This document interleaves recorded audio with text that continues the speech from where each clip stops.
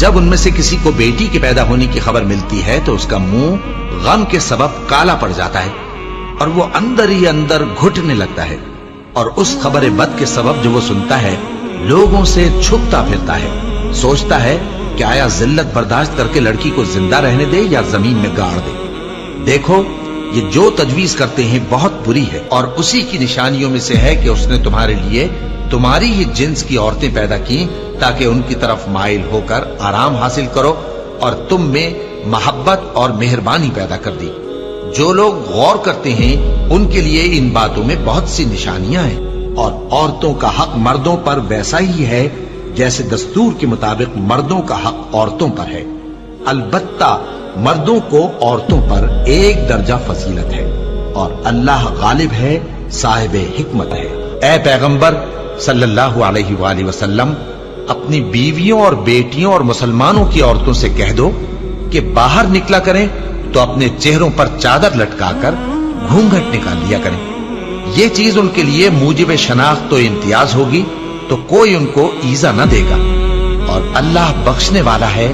مہربان ہے۔ اور کسی مومن مرد اور مومن عورت کو حق نہیں ہے کہ جب اللہ اور اس کا رسول کوئی بات طے کر دیں تو وہ اس کام میں اپنا بھی کچھ اختیار سمجھے، اور جو کوئی اللہ اور اس کے رسول کی نافرمانی کرے وہ بالکل گمراہ ہو گیا۔ مسلمانوں، تمہاری عورتوں میں جو بدکاری کا ارتکاب کر بیٹھیں ان پر اپنے لوگوں میں سے 4 شخصوں کی شہادت لو،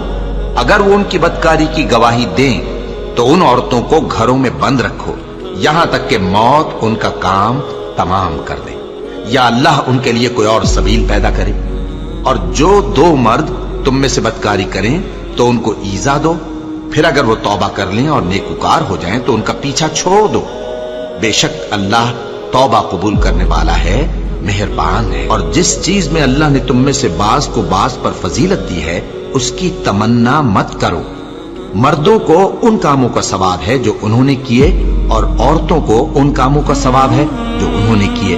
اور اللہ سے اس کا فضل و کرم مانگتے رہو، کچھ شک نہیں کہ اللہ ہر چیز سے واقف ہے۔ مرد عورتوں پر حاکم ہے اس لیے کہ اللہ نے بعض کو بعض سے افضل بنایا ہے،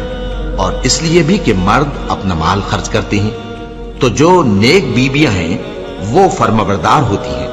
اور ان کے پیٹھ پیچھے اللہ کی حفاظت میں مال و آبرو کی خبرداری کرتی ہیں۔ اور جن عورتوں کی نسبت تمہیں معلوم ہو کہ سرکشی اور بدخوئی کرنے لگی ہیں تو پہلے ان کو زبانی سمجھاؤ، اگر نہ سمجھیں تو پھر ان کے ساتھ سونا ترک کر دو، اگر اس پر بھی باز نہ آئیں تو زد و کوب کرو، پھر اگر تمہارا کہنا مان لیں تو پھر ان کو ایذا دینے کا کوئی بہانہ مت ڈھونڈو، بے شک اللہ بہت اونچا ہے، بڑا ہے۔ مومنوں، تم کو جائز نہیں کہ زبردستی عورتوں کے وارث بن جاؤ، اور دیکھنا اس نیت سے کہ جو کچھ تم نے ان کو دیا ہے اس میں سے کچھ لے لو، انہیں گھروں میں مت روک رکھنا، ہاں اگر وہ کھلے طور پر بدکاری کی مرتکب ہوں تو اور بات ہے، اور ان کے ساتھ اچھی طرح سے رہو سہو، پھر اگر وہ تم کو ناپسند ہوں تو عجب نہیں کہ تم کسی چیز کو ناپسند کرو، اور اللہ اس میں بہت سی بھلائی پیدا کر دے۔ بدکاری کرنے والی عورت اور بدکاری کرنے والا مرد جب ان کی بدکاری ثابت ہو جائے تو دونوں میں سے ہر ایک کو 100 درے مارو، اور اگر تم اللہ اور روز آخر پر ایمان رکھتے ہو تو اللہ کے قانون کو نافذ کرنے میں تمہیں ان پر ہرگز ترس نہ آئے، اور چاہیے کہ ان کی سزا کے وقت مسلمانوں کی ایک جماعت بھی موجود ہو۔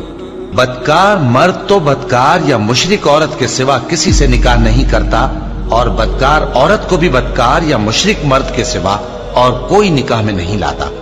اور یہ یعنی بدکار عورت سے نکاح کرنا مومنوں پر حرام ہے۔ اور جو لوگ پرہیزگار عورتوں کو بدکاری کا عیب لگائیں اور اس پر 4 گواہ نہ لائیں تو ان کو 80 درے مارو، اور کبھی ان کی شہادت قبول نہ کرو، اور یہی بد کردار ہے۔ ہاں جو اس کے بعد توبہ کر لیں اور اپنی حالت سنوار لیں تو اللہ بھی بخشنے والا ہے، مہربان ہے۔